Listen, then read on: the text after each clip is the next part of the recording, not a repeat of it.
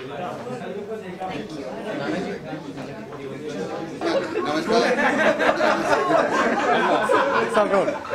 Sir, rolling. नमस्कार, मैं हूं नाना।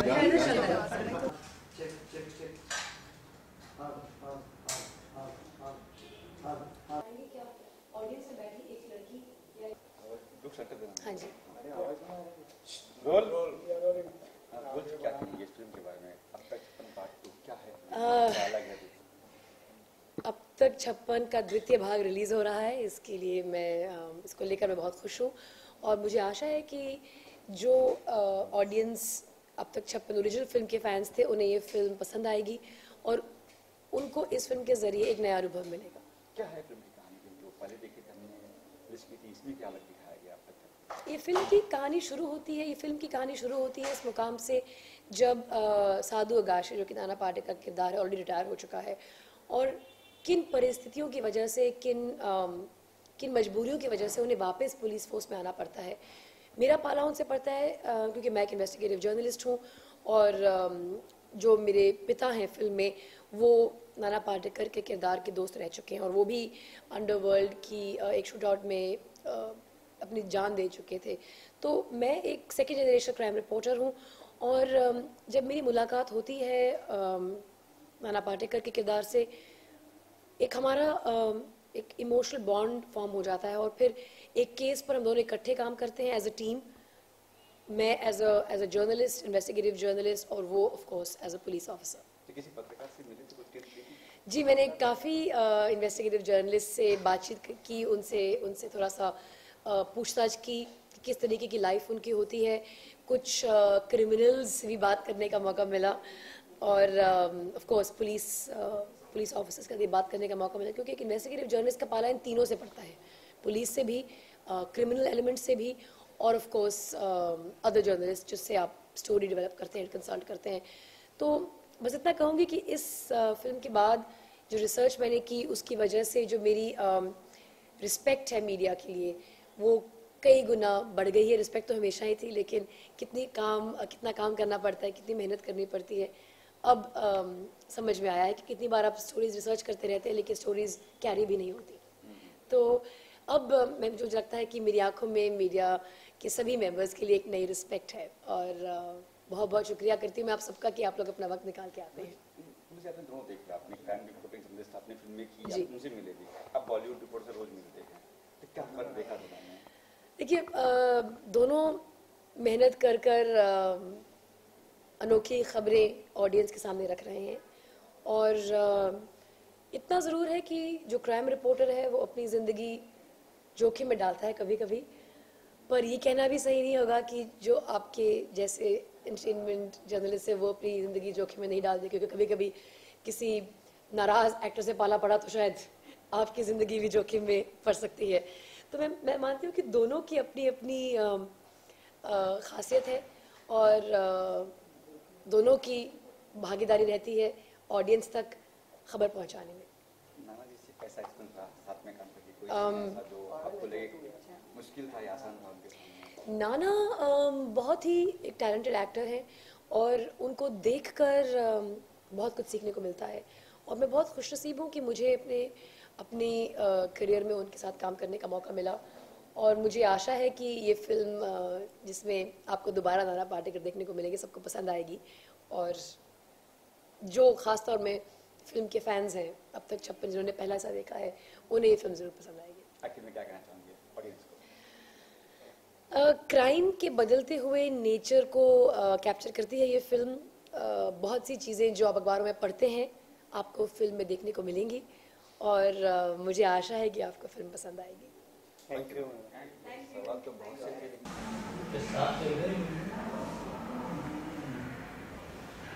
तो इसके बाद मुझे लगा अभी कंप्यूटर चढ़ाना नहीं लोग कर सकते कैमरा चूतों की तरह भगते रहो इधर उधर मिलना होता नहीं है। कई बार कलाकार सब में बिल्कुल मिलजुल के रहते रहते उसी को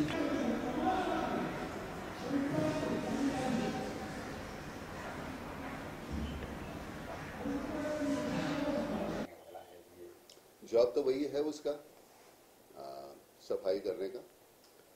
लेकिन अब अलग तरीके की सफाई करनी पड़ती है कि उस वक्त की गंद अलग थी, इस वक्त की गंद अलग है।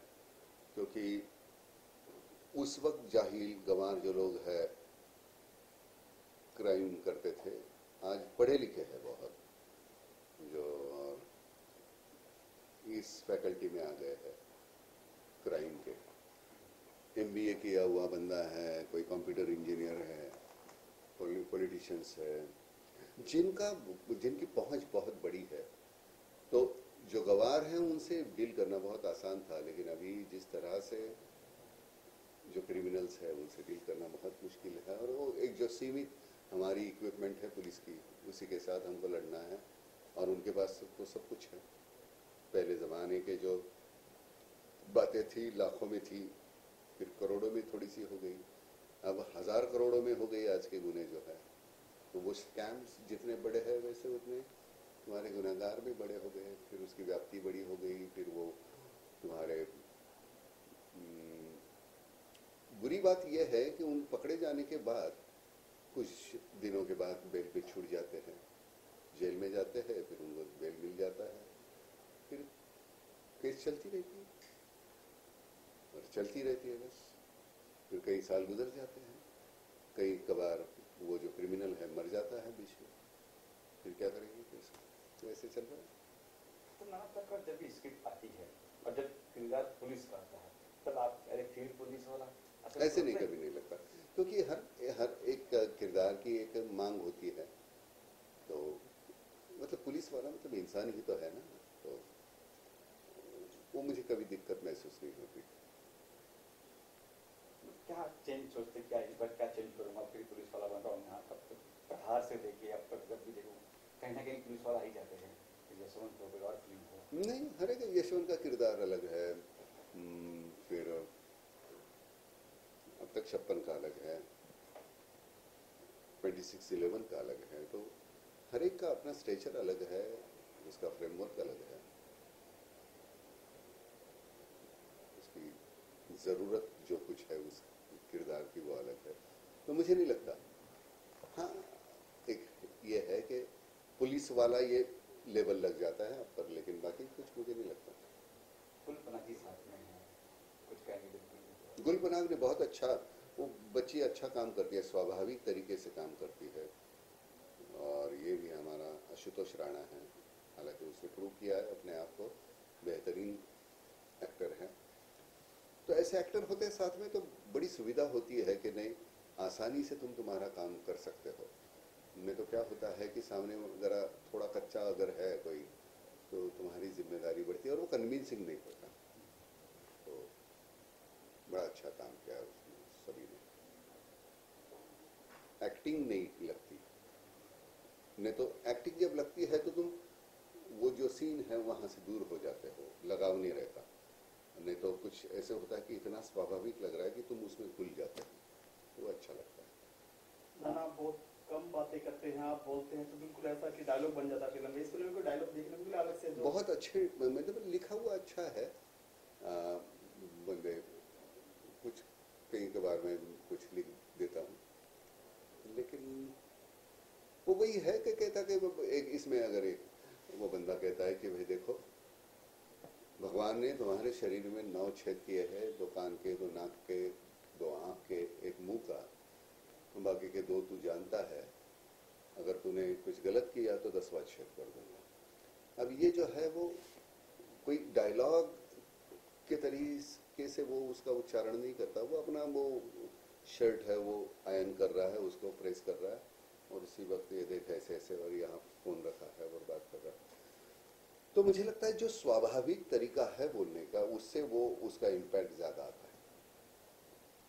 नाना को किस तरह किरदार पसंद है कि आपकी फिल्म बिल्कुल हटके होती है, लीक से हटके, और हर चीजें बिल्कुल एक मैसेज देती है, चाहे क्रांतिवीर हो कोई फिल्म हो।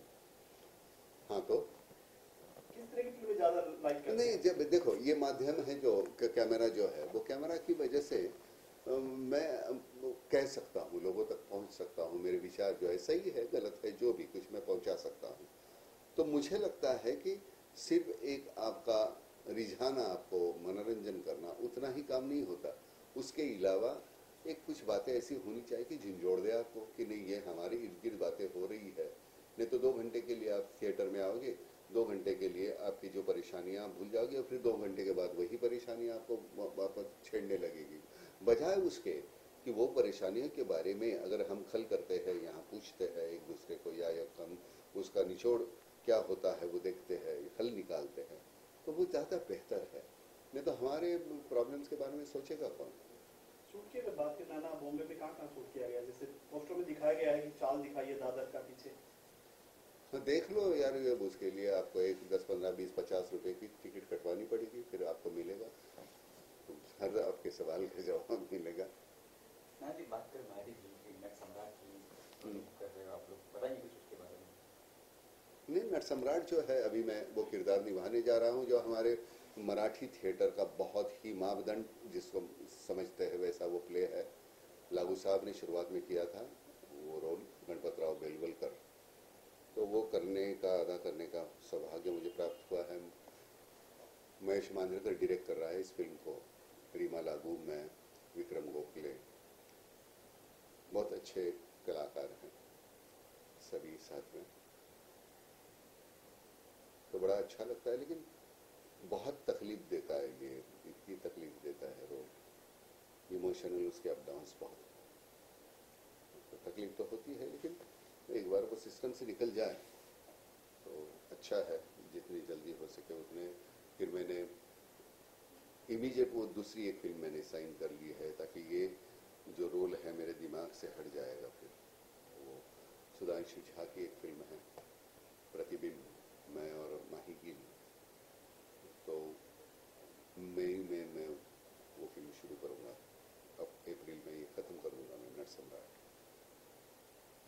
तो लेकिन अच्छा लगता है कि ऐसे बेहतरीन जो किरदार है करने का मौका मिलता है तुम्हें। तो मल्हार की बात करें तो मल्हार जी प्रोड्यूस कर रहे हैं नट सम्राट को, तो हाँ, मतलब नट सम्राट की बात ऐसी हुई कि बजाय रेम्यूनरेशन, चलो हम इतने पार्टनर बन जाते हैं उस फिल्म के मेकिंग में, तो फिर मल्हार को वैसे भी प्रोड्यूसर बनना था। मल्हार एनवाई में था, लंदन में सीख के आया है थोड़ा बहुत कुछ, तभी उसका इस्तेमाल हो जाएगा। कभी कभार वो शायद हो सकता है जहन में आएगा उसके तो वो डायरेक्ट भी करेगा, लेकिन वो क्या रहना पड़ता है, इस माहौल में रहना पड़ेगा, तुमको देखना पड़ेगा, और वो देखते देखते तुम सीख जाओगे। मुझे हिंदी भी मैं सही तरीके से बात नहीं कर सकता, आज भी मुझे लगता है कि मैं उन लफ्ज़ों को ढूंढते रहता हूँ कि नहीं इसको ये क्या कहूँ, इसको। जैसे मैं जावेद साहब जब बोलते हैं तो उनकी ज़ुबान में जो लफ्ज़ों का जो ये होता है, गुलजार साहब जब बोलते हैं तो वो उतना तो हमें आएगा नहीं, लेकिन वो उनको सुन सुन के कुछ चोरी करके हम आपसे ऐसे ही बोल देते हैं, फिर आपके सामने इंटरव्यू देते हैं। तो लगता है कि आज के दौर में मल्हार जी सेटो पानी का आज के जो दौर चल रहा है, आज के जो प्रोड्यूसर हो रहे हैं, जो फिल्में आ रही है, लग रहा है कि मल्हार जी भी सक्सेस हो जाएंगे। मालूम नहीं, सक्सेस और फेलियर ये तुम्हारे बाय प्रोडक्ट्स है, कभी सक्सेसफुल हो जाओगे, कभी गिर जाओगे, वो तो करना ही पड़ेगा तुमको। हर बार तुमको एक फार्मूला नहीं होता सक्सेस का, नहीं ये करोगे तो तुमको ये होगा, तो गिरना चलना वो तो लगातार रहेगा। जैसे बच्चा जो छोटा होता है गिरता है, नहीं इधर उधर देखता है, कोई किसी ने देखा, कोई है सामने तो करके रोता है, नहीं कोई देखा तो फिर उठता है, फिर चलने लगता है। तो ये सिलसिला तो होता है जिंदगी में, तो होना ही चाहिए। आज हम साथ में हैं, कल हम नहीं रहेंगे तो तुमको कौन सहलाएगा, तो तुमको खुद को सहलाना आना चाहिए। जब आपसे मल्हार जी ने कहा था कि मैं प्रोड्यूसर बनूंगा, इस टाइम में आ रहा हूँ, तो आपका क्या था? नहीं, मैंने उसकी जिंदगी है, उसको तय करना है, वो सही है गलत है उसको सोचने में मैं कौन होता हूँ। मैं एक ही कहूँगा बाप होने के नाते कि भाई तू जो भी करेगा मैं तुम्हारे साथ हूँ, जो करना है वो करो, जिंदगी तुम्हारी है, तुमको चूज करना है तुम्हें क्या करना है, तुम्हारा रास्ता कौन सा पकड़ना है। आखिरी बात करें तो 56 की लास्ट में क्या कहना चाहेंगे आप? नहीं, मुझे रास आई है, क्या होता है फिल्मों का, मतलब हमारे ज़माने में तो वो नहीं था ये, ऐसे जिस तरह का प्रमोशन आप कर रहे हैं आजकल, इस शो में जाओ उस शो में जाओ, उधर ये करो उधर चिल्ला करो, फिर वो हंसो, वो तो मुझसे होता नहीं। मुझे लगता है कि ये भी जो है, मैंने कहा लोगों को सिर्फ पता तो चले कि नहीं ये फिल्म रिलीज हो रही है 27 तारीख को, 27 फरवरी को, और उसके बाद देखने के बाद आप तय करेंगे ये अच्छी है बुरी है। और समझो इतने थिएटर में रिलीज हो रही है, एक बार 1 लाख लोगों ने देख ली, तो लाख लोग जाके बोलेंगे अच्छी लगती है तो कि नहीं बहुत अच्छी है, और बुरी लगती है तो आप जाके बोलो कि बुरी है। क्योंकि मैं ये कहूं कि नहीं बहुत बेहतरीन है आप देखो, तो मैं झूठ बोल रहा हूँ। फिर मुझे अच्छी लगी, मुझे लगता है आपको देखनी चाहिए, तो पहले जो लोग जाके देखेंगे वो जरूर जाके बाहर लोगों को बोलो अगर अच्छी नहीं लगी तो अच्छी नहीं है, और अच्छी लगी तो बोलो अच्छी है, ताकि ऐसी फिल्में देखेंगे लोग, तो ऐसी फिल्में हम बार बार कर सकते हैं। फिर नहीं तो ऐसी फिल्में करने का धैर्य हम कर नहीं सकते, क्योंकि इसको भी एक लागत लगती है, उसके पैसे वापस आने हैं। लेकिन मैं ये कभी नहीं कहूँगा, कतई नहीं कहूँगा कि नहीं आपको ये फिल्म देखनी ही पड़ेगी, हमने ऐसे किया वैसे किया। हमने बहुत कुछ अच्छा किया, मुझे रास आई, आपको रास आती है तो जरूर बोलिए अच्छी है, आपको रास नहीं आती तो जरूर बोलिए गंदी है। थैंक यू ओके सर एक आइडिया देना है। क्या? हाँ कहाँ? इधर इतो इतो इधर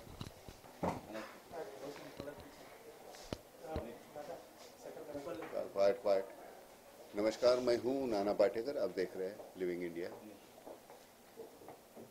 थैंक यू।